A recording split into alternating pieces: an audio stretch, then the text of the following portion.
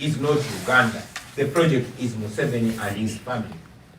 The agenda is not to lead the country to a better place. The agenda is to keep power within the family at all costs. So, that being the way it is, it ceases to be an issue of the National Unity Platform, the party that I lead. It's an issue of all Ugandans. And like I said, NUP is our electoral platform. This is a party, by the way, that we introduced only 1 month to the 2021 election.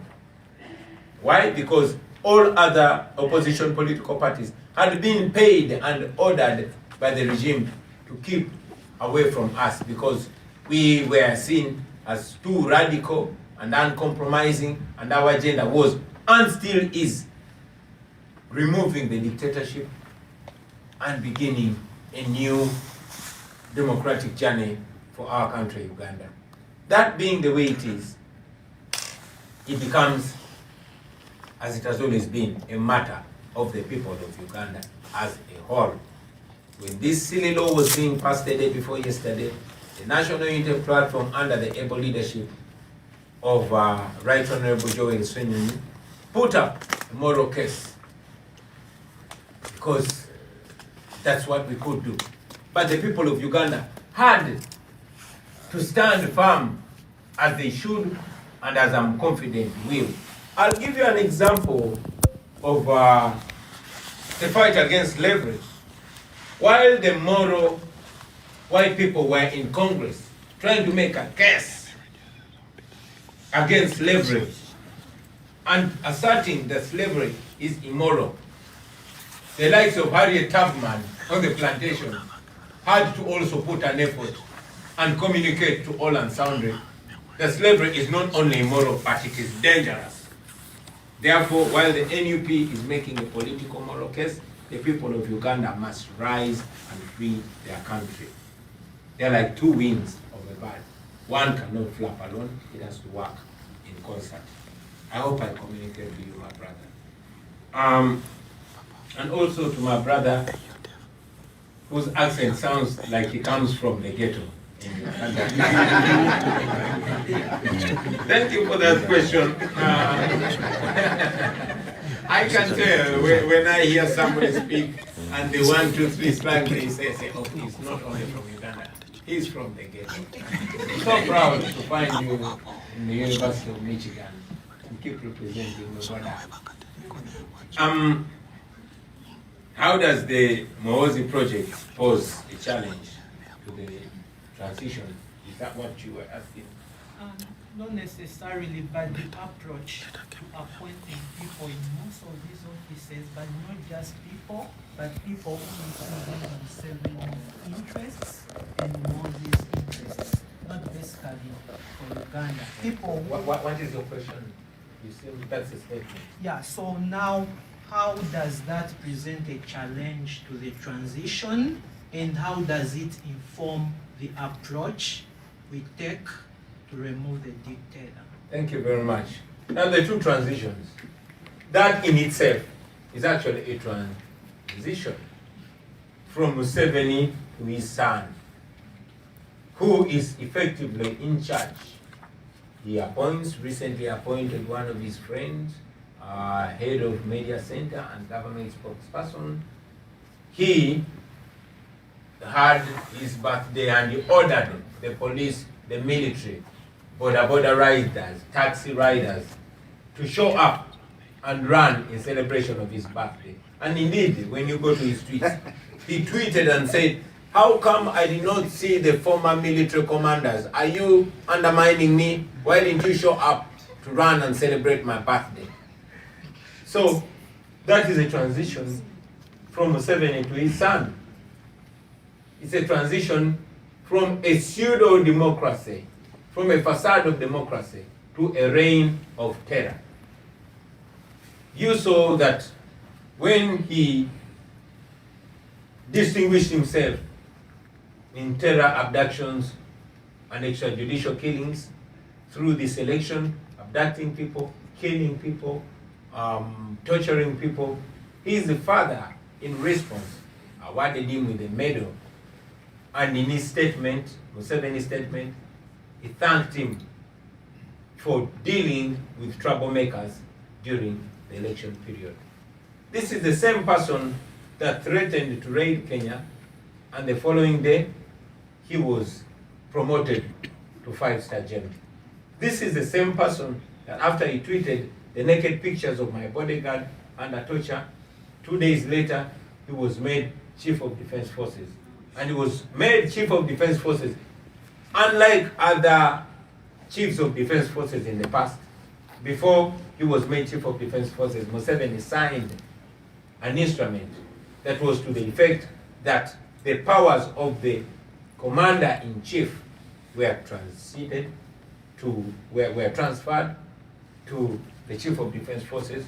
2 weeks later, he made his own son Chief of Defense Forces. So that is, by and large, a transition in itself. Is it the transition that Ugandans want? No. Is it the transition that we are going to stop? Yes. The transition that we want is a transition from absolute rule to democracy, from family rule to democratic rule. And we are going to achieve that by the grace of God. Yes.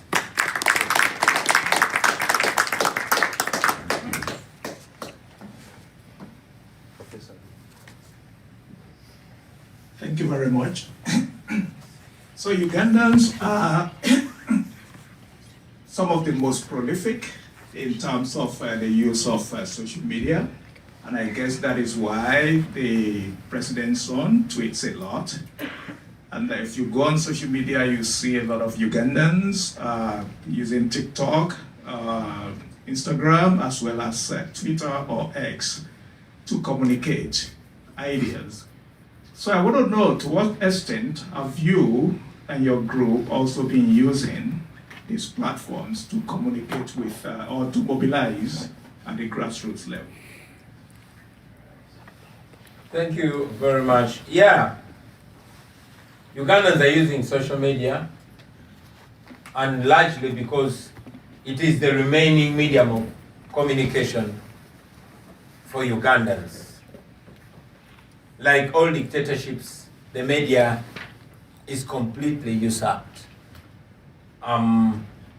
Most, if not all, radio stations are controlled by the regime.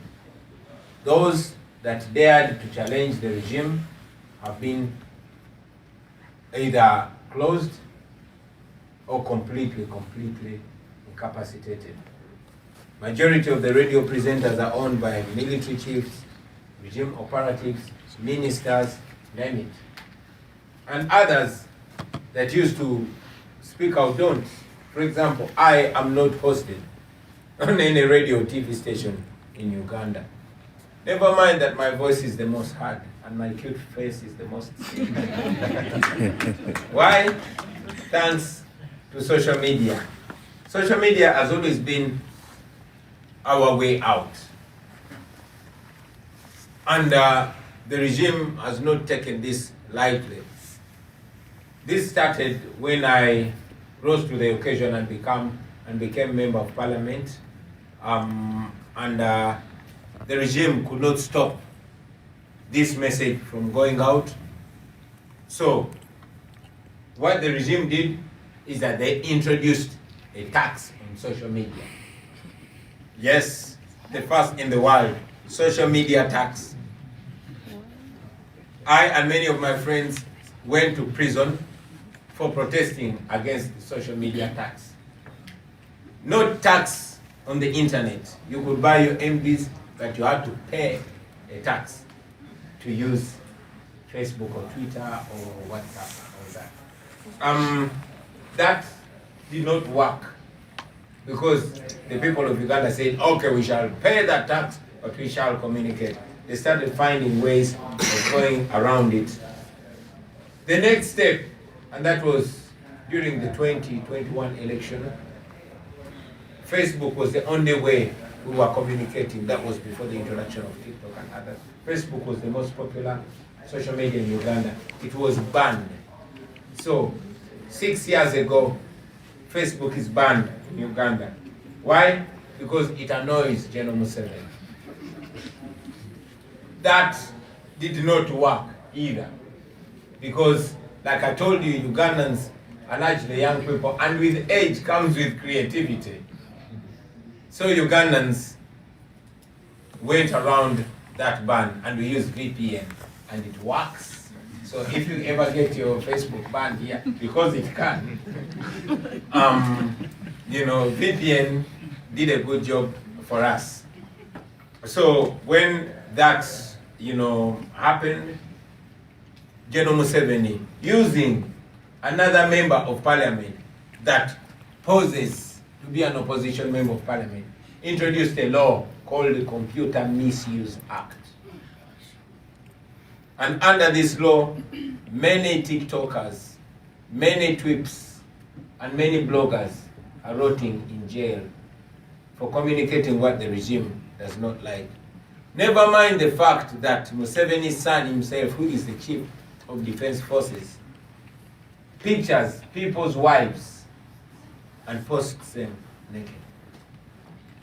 Pictures citizens and posts them naked. On a daily, he's posting unhinged stuff. But as you know, the law in Uganda is nothing more than the paper on which it's written. So yeah, while there are those challenges, one thing that I'm proud to say is that Ugandans are unrelenting. We are always creating. We are always dynamic. And we always go around these blockages like we have done to date. Thank you.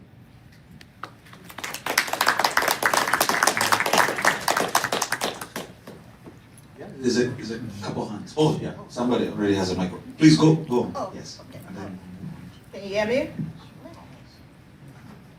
Yes. Hello? Hello? Okay, thank you. My name is Eloise Salif. As an African, a Liberian, I'm from Liberia, West Africa. So when you talk about political violence, electoral violence, dictatorship, it's something I've experienced. When you talk about passion of the young people getting involved to seize the opportunity and get the movement for themselves to play a role in growing the state, I played that role in my younger years, growing up in Liberia. My parents didn't even know I was active in my country, advocating for change. One of my first protests was the last big protest that was heard in Liberia. Innocent, enthusiastic, energetic.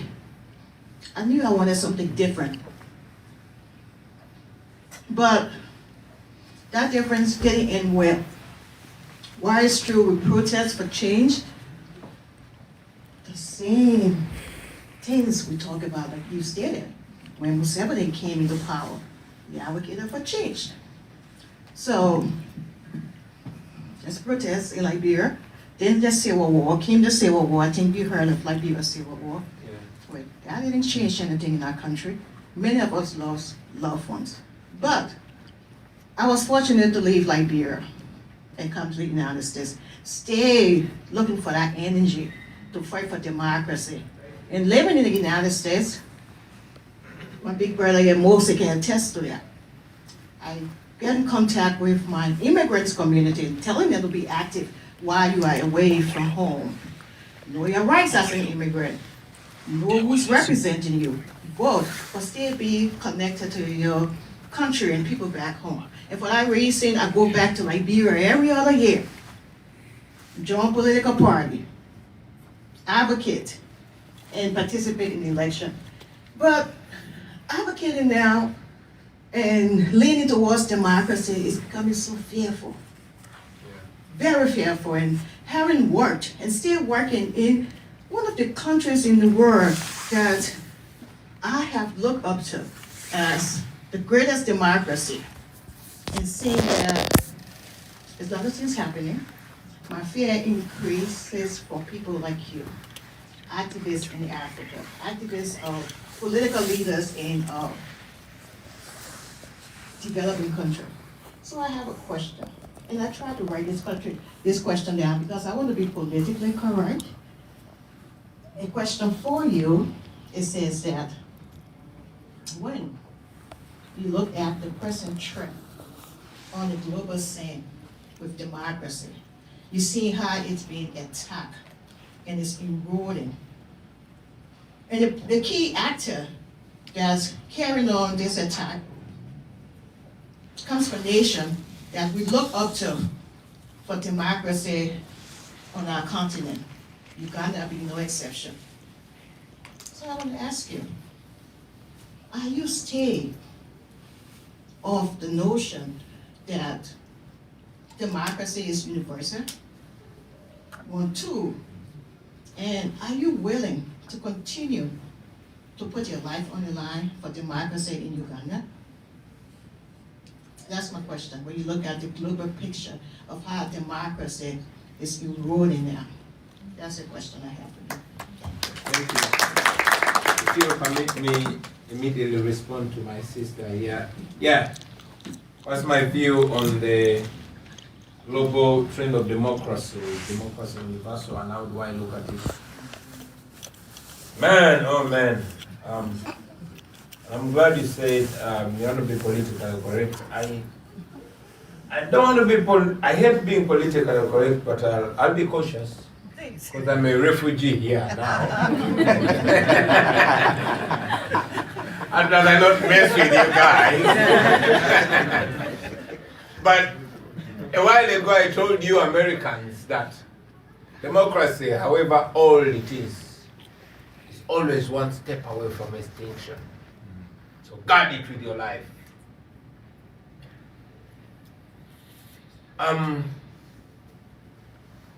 Yeah, I mean, Liberia, at least you've been there. You've had people like Charles Taylor, and at least you are an example. You had Africa's first female president, and you have had the opportunity of voting in and out presidents, including the famous George Weah and all that. We envy you, man. You're not where you're supposed to be, but you're certainly where we would love to at least reach in our lifetimes. To be able to choose our own leaders, to see our vote counting. We don't have a vote in Uganda. We want to have a vote. We have been independent for 63 years, since 1962.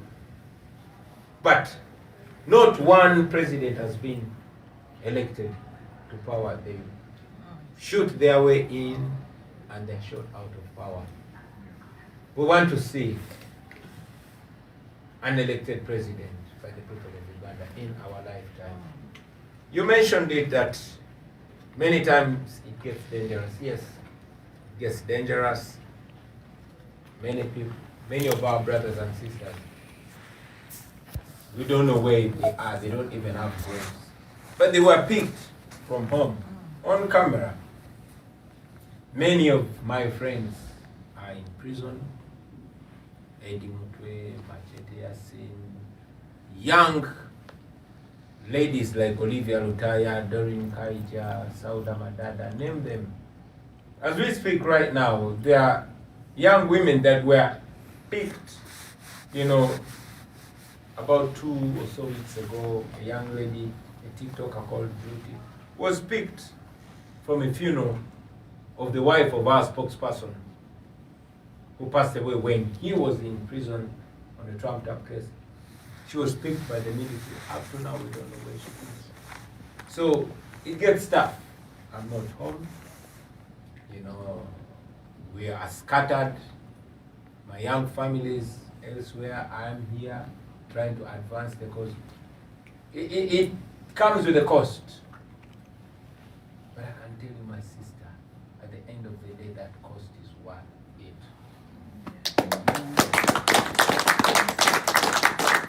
Why? Because we know that freedom comes to those who fight, not to those who cry. Because the more we cry, the more our people continue to die. So We choose to fight because ain't no other way, you know. At least we know that when we don't give up, victory is imminent.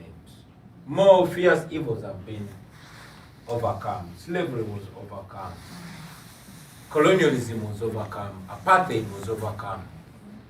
These were evils with more grounded forces and resources. Then what about dictatorships? Which dictatorships are actually empowered by democracies like America. So if we don't stop fighting, we will get there. I can only say, let's keep the hope alive, let us not stop. Let us use every opportunity. Let us keep putting one foot in front of the other. The little things that we do add up to much more. Maybe in just this little conversation that we're going, maybe we'll spark minds that will also spark others. I used to love Tupac. Tupac said, I'm not sure that I'll change the world, but I'm sure that I'll spark the brain that will change the world. Now, you guys are already burning brains.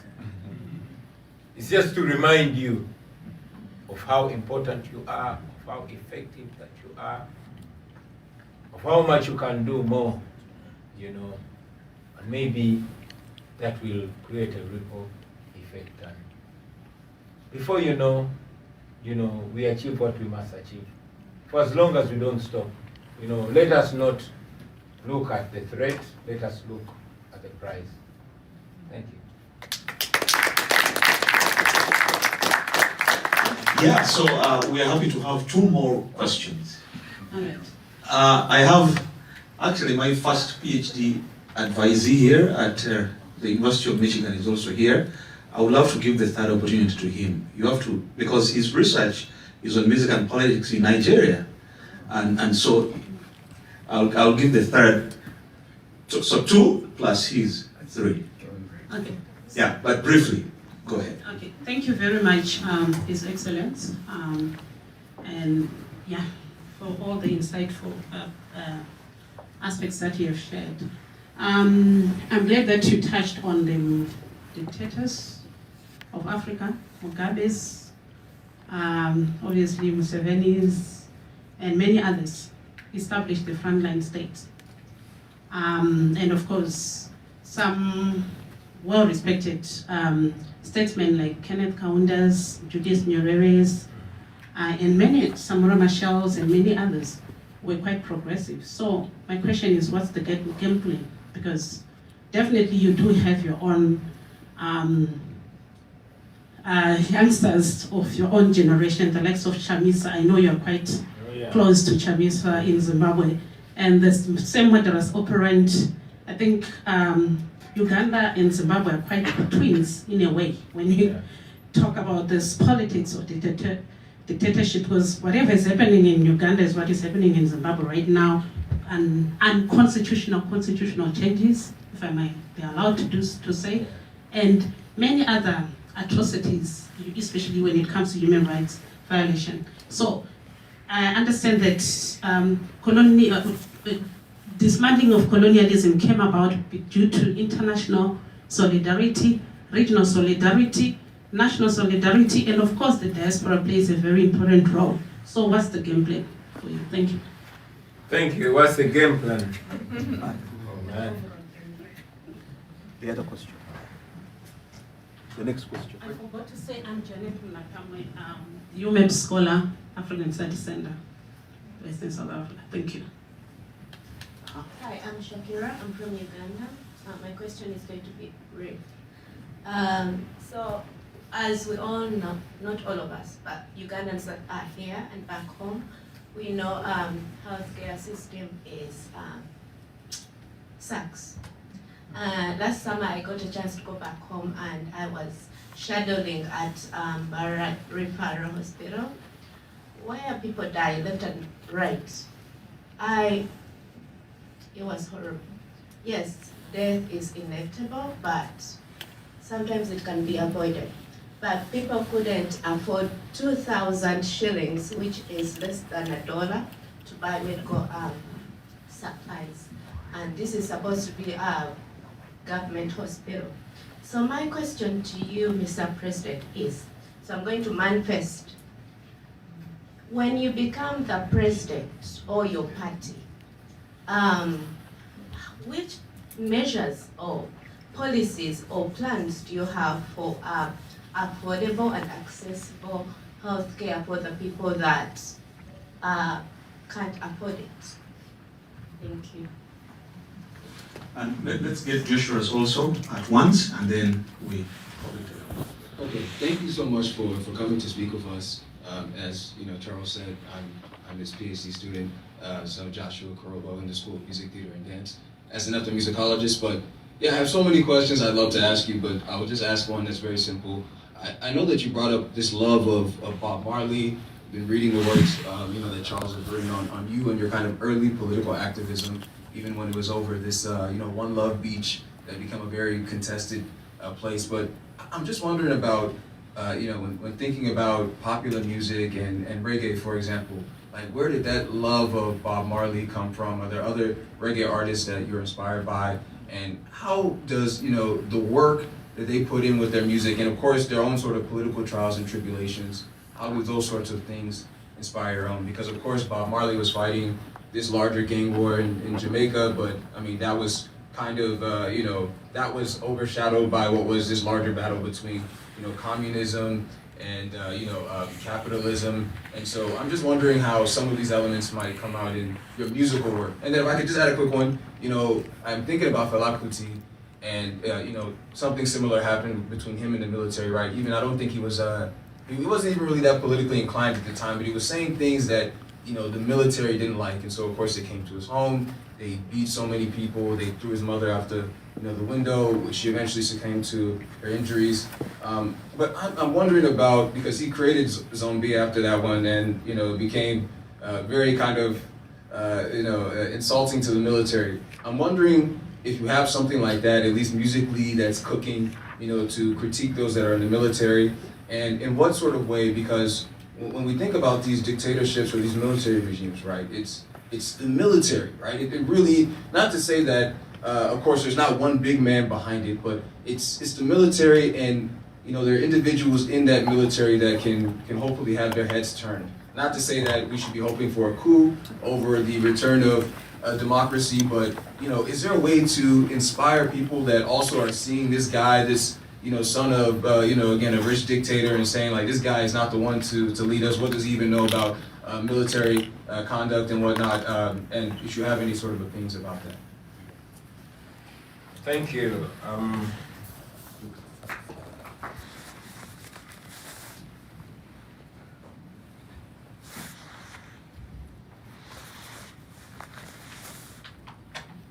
Interesting questions, and sadly it's the last batch of questions, but I hope my humble answers will communicate to you effectively. Now,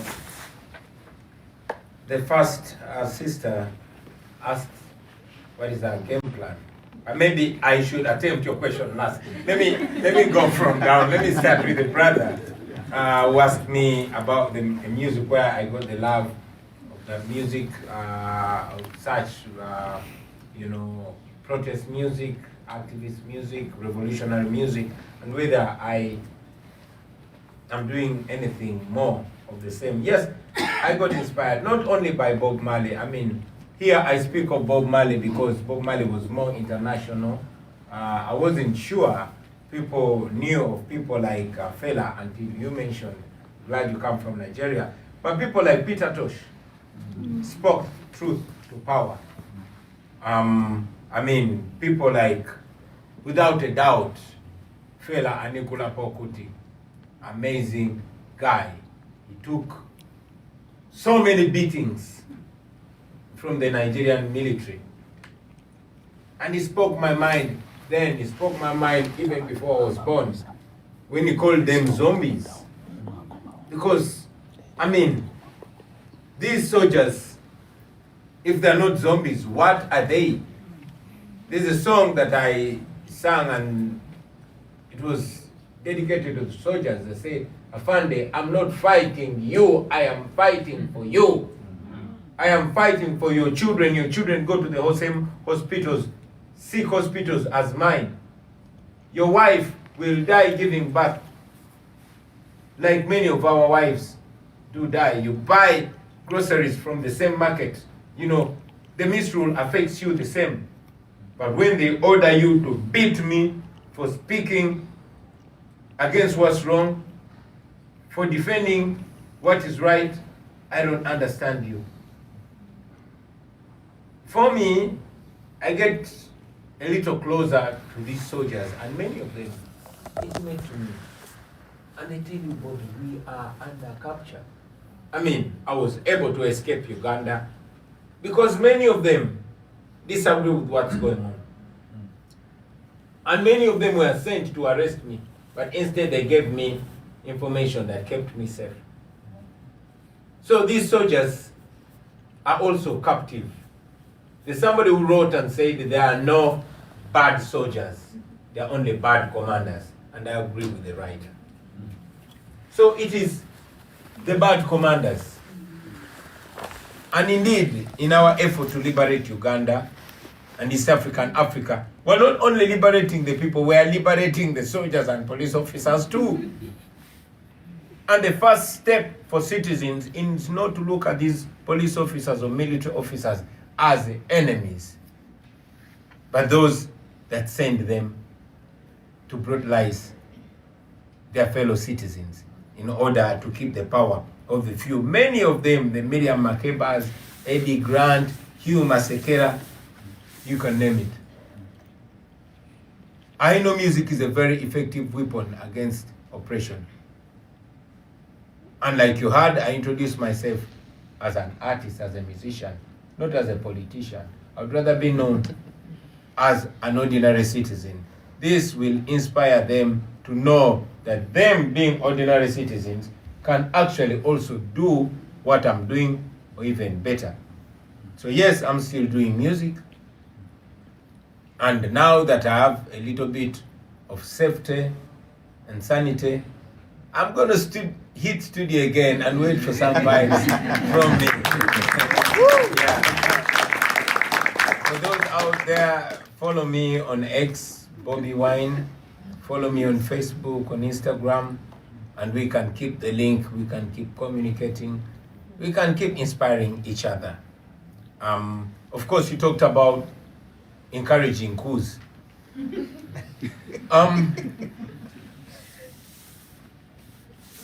I did not say I'm encouraging coups against dictators, but neither did I say I'm discouraging them. Because while most coups are vicious circles, at least we've seen in history a guy like Jerry Rawlings in Ghana that took over and handed power to civilian rule in his lifetime. So maybe, just maybe, there's some good soldiers. In the recent months or years, we were celebrating our brother Ibrahim Traore that took over power in a coup, although it keeps disappointing when he abolished the Electoral Commission, and now recently he discouraged democracy. And while I respect him, while he came in the image of the noble Thomas Sankara, who inspires even me to wear this beret, I disagree with anybody that rules over people without their mandate. I believe in servant leadership. I know it's popular, and I encourage, in fact, challenge my brother Ibrahim, my young brother Ibrahim Traore, as a popular artist, as a popular leader. Let him allow the people of Burkina Faso to elect him so he can be their servant, so we can know that he's serving the country with the mandate of the people. Short of that, he's not ruling over citizens, he's ruling over subjects. And no person should be a subject to any ruler. All leaders should lead in the interest and with the mandate of their people. And that can only be achieved when people vote for you and give you the mandate. People should always retain the power to appoint you and disappoint you, because Burkina Faso, like many other countries in Africa, do not produce only one person. There are many, so they should be able to elevate and bring down anybody depending on how she or he serves them. My sister from Uganda went to Mbarara. Mbarara is in Ankole. Mbarara is where Museveni comes from. My wife comes from Western Uganda. She's the same tribe with Museveni. And the rest of Ugandans actually have a false belief that the region where the president comes from is privileged and has facilities running, has good hospitals. Some actually tend to think that the Banyankole get tribal allowance. I'm so glad that you mentioned it, that under dictatorship, nobody is safe, not even where he or she comes from. You saw that people are so poor that they can die because of not having as low as less than $1. What is the plan? Once we change our country, the national coffers, the budget of the country, will not be focused on maintaining power, but serving the people. We are not reinventing the wheel, and I, like I've said in the past, I'm not claiming to be all-knowing, but I know that the intellectuals of the day, that so much money has been spent, so many workshops have been attended in the country and abroad, and solutions to terrible healthcare have been suggested. The countries like Kenya and Rwanda that have adopted them have improved their healthcare system, and our political elite go to those countries to get healthcare. I mean, many of our political elite, ministers and government officials, die from either Nairobi, Aga Khan Hospital, or India. But the solution has been suggested in these beautiful proposals, these detailed documents.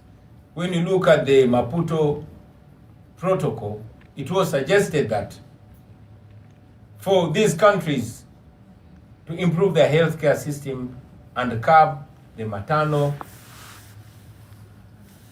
death, which, according to the Ministry of Health in Uganda, we lose 20 women every day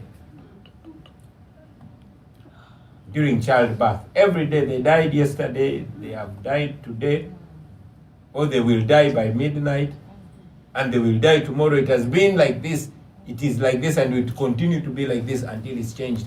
We lose 300 children every day to avoidable causes. They died yesterday, they have or will die by end of today. Tomorrow continues until it's changed. But the solution to that was to improve the healthcare budget to as low as 15% of the budget. But because that is not the priority, they continue to die as we keep crying. So the solution is implementing these beautiful and life-changing, life-saving suggestions and proposals. And as president, those people will not have to die again.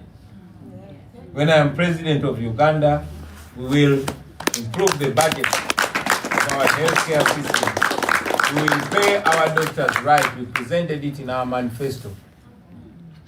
We did a song when I still had the liberty to sing. And we said, no child is born to die and no mother should die giving birth. And as president, I will be very, very strict And there will be a lot of questions if a single woman dies giving birth, because no mother should die giving life. Finally, the question to our sister was, what's the game plan? Man, I'm here to get ideas from you guys. But before that, there are two fronts. The first, generally, is not giving up, not stopping, and keeping on adopting all ideas that come. We, as a National Unity Platform, the party that I lead, we have put all legal, all constitutional, and all moral options on the table. I know that many of our friends have advocated to fighting back by any means necessary. While I'm not encouraging violence, I'm not discouraging it. I mean, we are encouraging non-violence because that's what we believe in. But every day, I lose justification to stop people that want to free themselves by any means necessary. So for me and my friends, we are non-violent, and we encourage non-violence because it is safe, it is moral, it is more powerful, and much as it is painful, it is the more guaranteed path of empowering an entire population, not empowering those that have the guns. So for us, we want to defeat the guns. But what English words do you want me to use to tell a guy whose wife has been raped, whose family has been killed by a person that is tweeting and chest stamping about it? What words do you want me to use? So not giving up is our first option. It continues to be constant. But now that I'm in America, we also have another front, a front which we know is very, very effective. We know that Idi Amin was empowered by the British and the international community. And when the British were done with Amin, Amin fell. The international community supported the apartheid regime in South Africa and even branded Nelson Mandela a terrorist. It was until a documentary about apartheid premiered in New York, and there were various Africans and friends of Africa from all walks of life, from all colors, all creeds, and all beliefs came together and marched against apartheid. Apartheid fell. So the wind beneath evil rulers and dictators is always in the democracies. And America is the world's biggest democracy.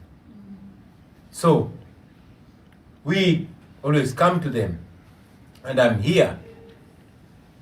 And many times I've gone to the Capitol Hill, calling upon them, asking them to stand by the values that they profess, values of democracy, human rights, and the rule of law.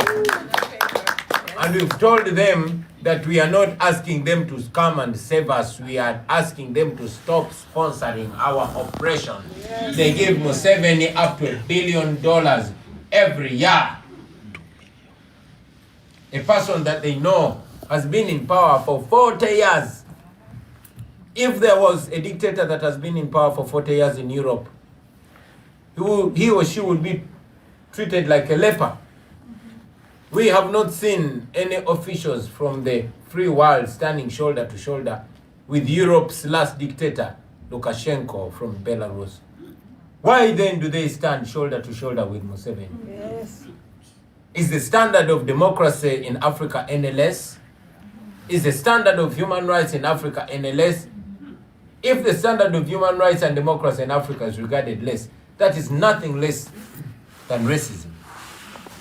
So we ask them to stop sponsoring dictatorships in Africa, to stop doing business with renowned dictators as if they are dealing with legitimate leaders.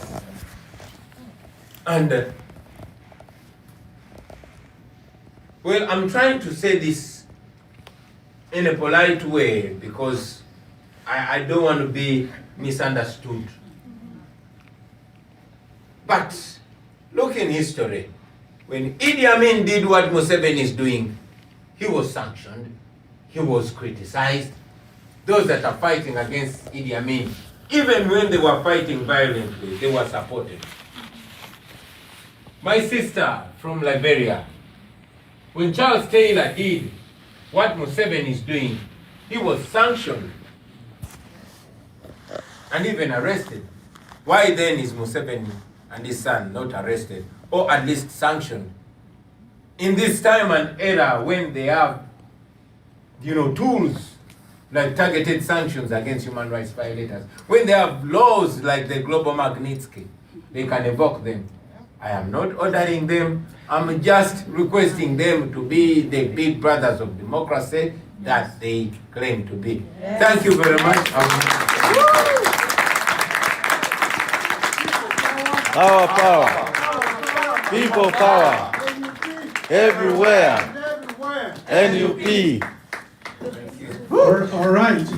For the purposes of keeping our memories, we're going to take a couple pictures with the director. Yeah, just the closing. Okay, and then he's going to give us the closing remark first, and then we'll take a couple of pictures. All right, thank you very much, Bobi Wine, and thanks, Charles, for moderating this panel. So the thing is, the story of Africa is the same, whether you are talking about the Sudan, you are talking about Nigeria, Burkina Faso, Equatorial Guinea, or wherever you turn to in Africa, the story seems to be the same. But what we can take away from this is that the future of Africa also depends on building a democratic system that works for everyone, and the youth and people of Africa are the engine for building that democratic structure that will eventually work for everyone. So that's what I think is our major takeaway from this today. So please, let's thank Bobi Wine for joining us.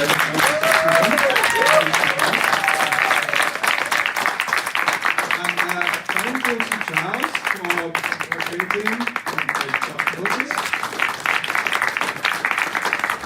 And of course, without forgetting our colleagues who either work in Uganda or are from Uganda, particularly Derek Peterson. Ugandan colleagues, East African colleagues who are in the audience here. And also our staff at the African Studies Center and the Donia Human Rights Center, Marwa Hassan, and Wesley. Thank you for putting this event together. We really appreciate your hard work in making it happen. So thanks to our wonderful audience. We didn't expect this much audience because students are almost gone from campus because our semester ended a few weeks ago. But we are happy that all of you made it to this event this afternoon. And we hope that when next we call on you, you will, as you always do, show up for African Studies Center. Thanks, everyone.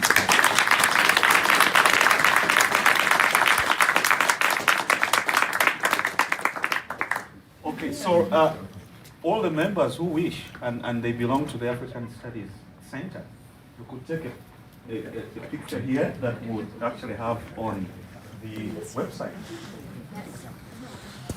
I want to take one with Get up there. Do it. I think 100%. Both of us. Okay, yeah, cool. No, yeah, with him. Oh, okay. And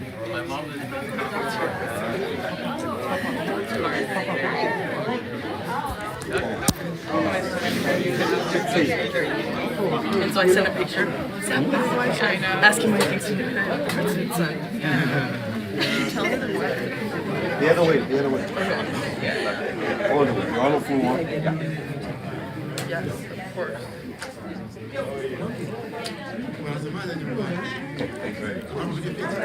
Duncan. Yeah, absolutely.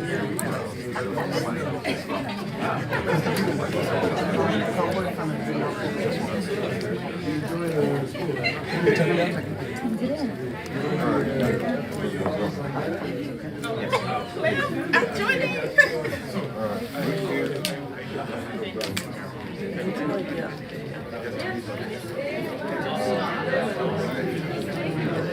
Do you want to take one? I would love that. Duncan.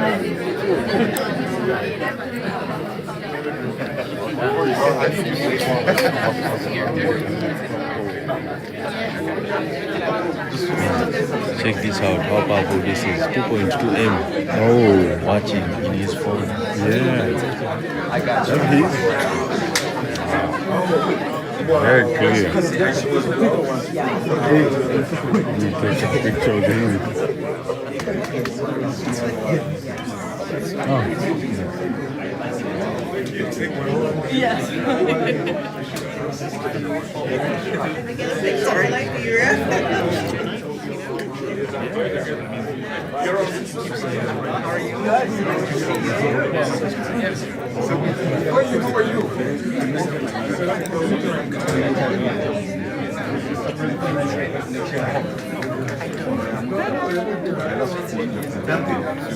No, but I will take one of you. Yeah. Yeah, I feel like there's some sort of line happening, but there's not. I thought you was I think friends with him.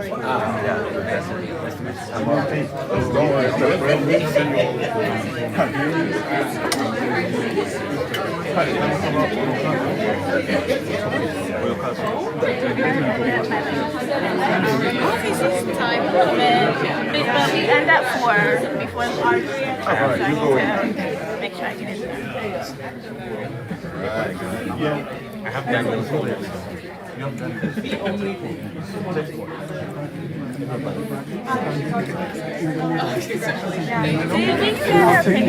What? A picture. Because she has with him.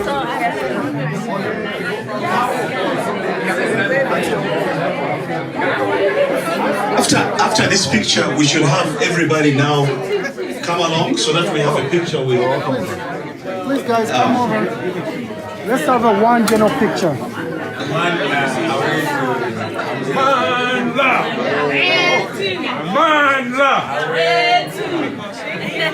Okay, let's have one general one. Yeah, your community. Whoever wants to say Already everything is. please, let's have a one general photo. Everybody. Very important. I thought I saw. Now, you gotta Sorry. Good. Mr. Lewis, it's now our time. Yeah. Yeah. 2.2.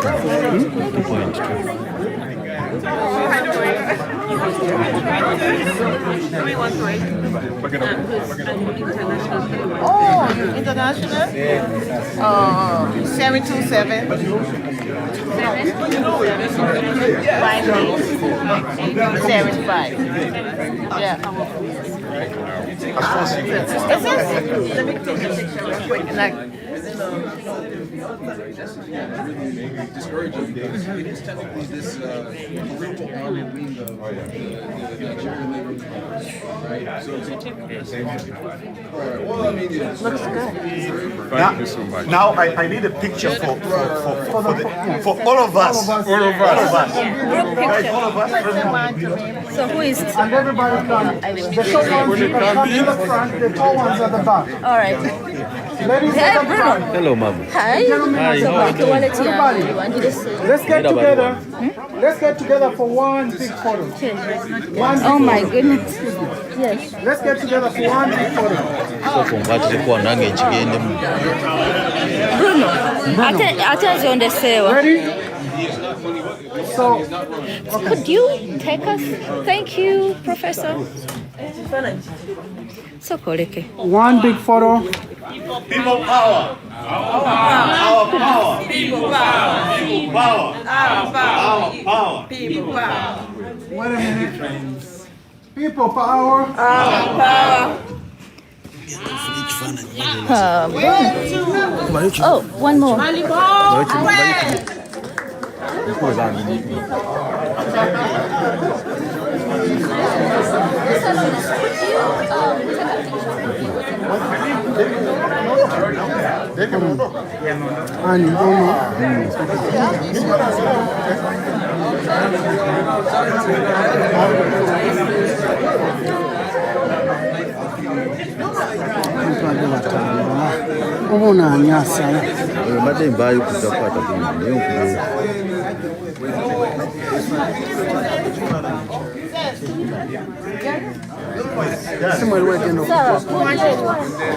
Mr. Lois. Guys online, thanks. President has been live in Michigan at the Michigan University. So thank you so much for watching. Please keep on reposting this video. The struggle still continues. People power, our power, our power, people power. Thank you guys. And stay blessed.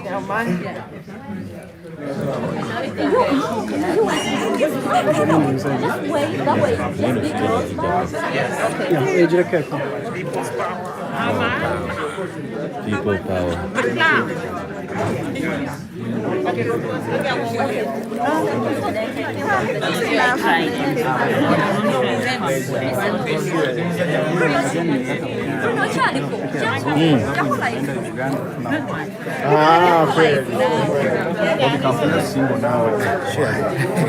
Abdul, take something.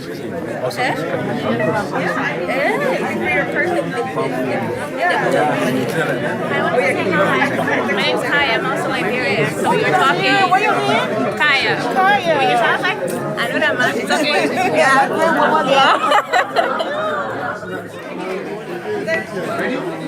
Oh yeah.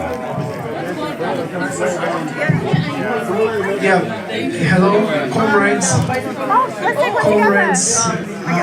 Those that are from here in Michigan.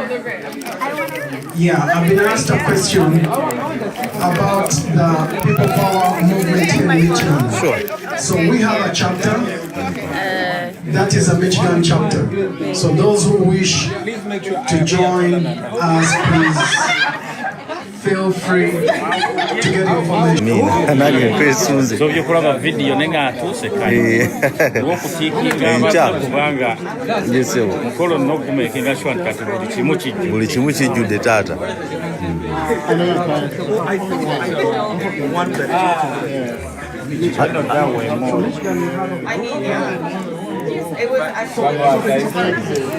Are you going to share one of those pictures? Yeah, we will. You want me to use your phone as well? I think I already got it. Somebody Okay. already. Yeah, we're gonna share them. Okay. Sorry.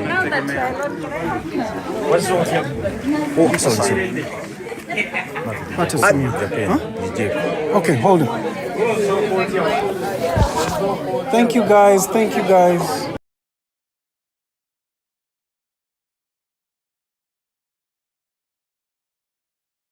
Zubeda. The Kasuku is like, Kasuku is closer to Zubeda than me, right? Bakola bonna, they see each other almost every day. Did you see Kasuku nga anyingira? Kunsonga zange ne Zubeda. Yali kusaidia Zubeda, yes, kale ngolaba agamba nakakazi ako kyali wange tekamuyisiza bulungi. Naye teyanyingira. Okitegeera.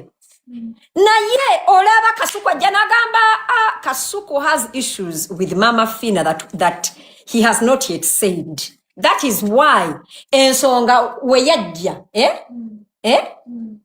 yayogeranga like ekijja like you get like Taina kind feelings towards Mama Fina. He must be having issues with Mama Fina.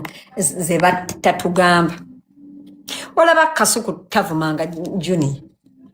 Mwali mulide kwanga avuma Junior. Mwali mulide kwanga avuma Junior. Olaba teyavuma Junior.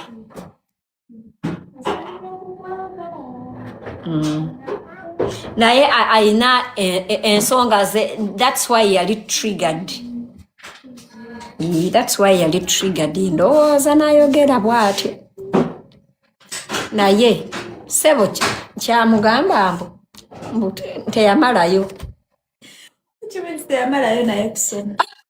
Mama wabeera nga yawerera Kasuku n'atamala ate eyo diguli ya Mama Fina.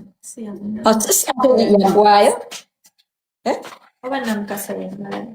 Namukasa ki? Ne namukasa naye yamuwere. Namukasa yafa. Mama wa Kasuku ye namukasa. Kati ono mbwe yamugamba mbwe yamuwere. Kwe olwo namukasa yamperero nkuva mu kyokka nno namukasa maama we. Nange siwerera bantu mperera baana bato bano ndi nze bayira we mu abantu abanda banze siwerera muntu ali ku campus. Ande so omujje buto. Okujjako nga nkujja buto nga yenza nkuwerera because I cannot start a journey and I stop it there. Ababadde nga bakuwerera okuva mu P1 mbadde nsaba bakumaleyo. Naye sebo namugamba mbo olokati namukase yamperera okuva mu P1. Naye yabadde mukowo nnyo Mama Fina yamunyiiza ki? I think Taina kyeyamukola naye wali kati olaba Mama Fina sagala Mama Fina nkumwogerako Mama Fina tanjogerako bubi naye yagamba mwesibako naye munange wulira Mama Fina olaba Mama Fina I cannot say nti mukyala mubi tankolangako kibi but I can say nti Mama Fina mukyala mulungi kubanga alina ebintu ebirungi byakoledde abantu ne tubiraba. Obuzibu bwa Mama Fina ali Mama Fina no